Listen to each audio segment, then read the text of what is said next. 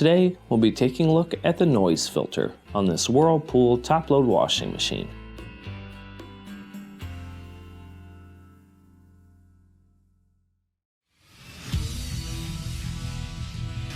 Be sure to visit ApplianceVideo.com, where you will find thousands of repair videos on the latest technology.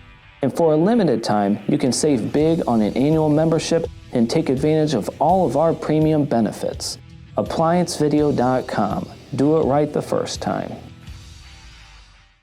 Stop. Before beginning any repair, always be sure to disconnect the power to the appliance.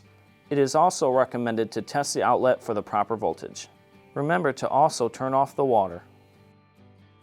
You will need the following tools to complete this repair. To start, there's a few screws that'll have to be removed. We'll start with these 1/4 inches right through here.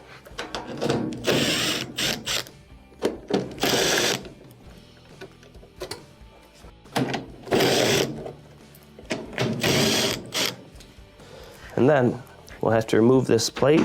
So take out the screw, pull out on the plate, set it to the side, and now we'll return to the front. Now back at the front, we'll need to lift the top in order to remove the console. In order to do so, you're going to need a flat blade screwdriver, and what you'll do is you'll put it on the front edge and twist up while pushing forward. So twist, push it forward. It's going to pass a small lip in the front. And you will need to use a screwdriver to do so, but twist prior to even pushing forward, and then you'll see both sections actually come forward. Then you'll want to kind of jiggle and lift it up, and inside your console is held on by 2 clips, one here and one here. You will pinch in and lift up, pinch in, lift up. Let's let the top down. Just kind of line it up so it's sturdy. And then we can start to lift the console up and roll it forward. Then you have one Molex holding it on. You will pinch it, pull it off, and set the console to the side. Now that we have the console removed, we have clear access to our noise filter here. Now the main reason why you would be replacing your noise filter is if the unit is not powering up, in which case it's very easy to test out. Make sure your outlet has 120 volts coming from it. You can either test at the outlet or the 2 black incoming lines. Now, the next thing is very important. You can unplug it from the board here and test for 120 volts right here, indicating that it is sending power through the noise filter over to the board. If it is not sending the 120 volts, the chances are this will need to be replaced. Now I'm going to go ahead and plug this back in here and then pull back on the main harness that is on the noise filter. This one's a little stiff, so you really got to kind of pull off on there.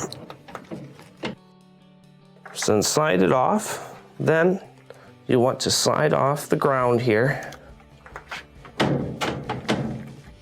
So slide that off, then you'll want to pull off the ground. Use a 1/4 inch nut driver to remove the screw on the back.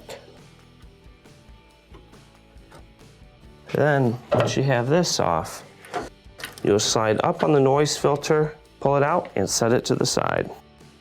When installing a new noise filter, you will line it up where the screw goes toward the back, drop in the teeth, and slide it backwards.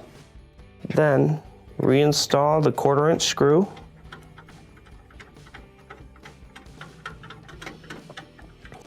Once we have it secure, we'll slap back on our ground, reinstall our Molex, and now we can reinstall the console. When reinstalling your console, first, we will plug in the Molex and then swing it in the back. We'll let the back in first. There are 2 teeth, and then once it's lined up, press down, clip it into place. Then we can reinstall the top here. Now, reinstalling the top can be rather difficult. You'll want to get it as close as possible to lined up on both sides. And then you will pull it forward push down and slide it in to lock it in place. Now we can return to the back to reinstall the screws. Now on the back, let's start by reinstalling your plate. Put the teeth in the frame, swing it over and reinstall the screw. And then let's do the other 1/4 inches that are around the perimeter.